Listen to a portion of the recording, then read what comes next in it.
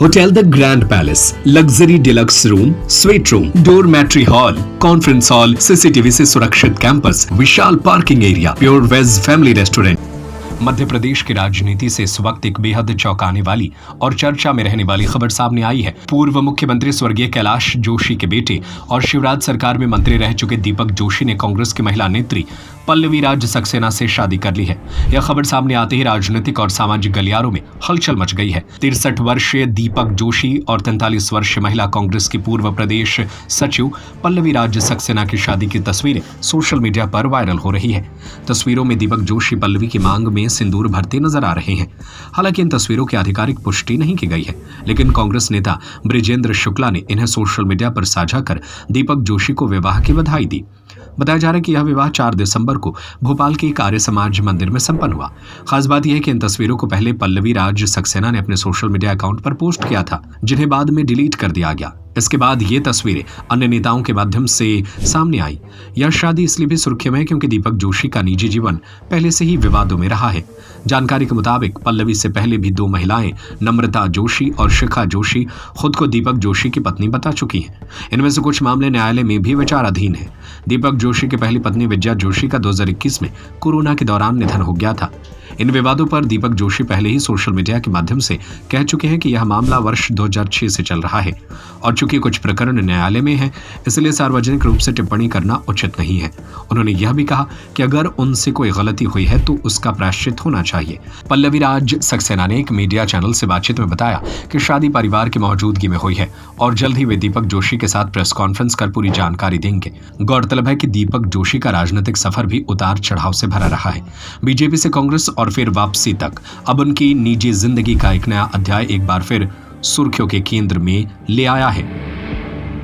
देखिए, वर्तमान युग सोशल मीडिया का है और कहा जाता है कि सोशल मीडिया बहुत तेजी से किसी चीज़ को प्रसारित करता है। मनुष्य का जीवन है और मनुष्य के जीवन में यश अपयश दोनों चलते हैं।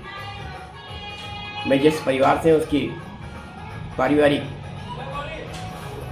ऊंचाइयाँ इतनी अधिक है कि मेरे ख्याल से बहुत कम परिवारों की होगी। एक घटना को लेकर कल एक पेपर ने एक विषय को लेकर एक पेपर ने शादी के विषय में खबर छापी है।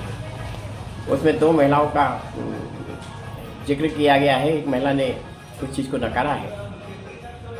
क्योंकि ये मामला आज से नहीं 2006 से शुरू होकर अभी तक कहीं न कहीं है। इसमें कुछ मामले न्यायालय में है विचाराधीन, और न्यायालय में विचाराधीन होने के कारण उन विचाराधीन मामलों की सार्वजनिक रूप से प्रक्रिया देना उचित नहीं होगी। मुझे भारतीय न्याय प्रणाली पर विश्वास है, वो अपना फैसला करेंगे।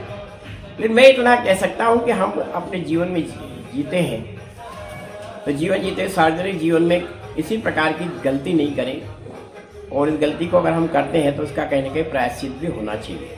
तो महिलाओं से संबंध को मैं लेकर इतना जानता हूँ, इन महिलाओं का संबंध विषय ये सारा मैं सोमवार को चूँकि पहली न्यूज़ भोपाल से निकली है, भोपाल की किसी प्रेस से निकली है। मैं प्रेस के माध्यम करता हूँ, बुलाऊँगा। भोपाल के जो आम प्रेस वाले भी आना चाहेंगे उनको बुलाऊँगा, उनके सामने इस घटना को करने का पूरा प्रयास करूँगा। मैं राजनीति में अपने पिता को अपना आदर्श मानते हुए सम्मानीय अटल बिहारी वाजपेयी जी को अपना भगवान जैसा मानता हूँ। मैं राजनीति का भगवान कहता हूँ। जब क्रिकेट का भगवान हो सकता है, दुनिया के दूसरी चीज़ के भगवान हो सकते हैं, तो हमारे राजनीति का भगवान क्यों नहीं हो सकता।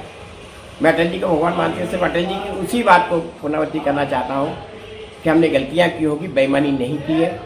अगर गलतियाँ हैं तो गलतियों का प्रायश्चित है।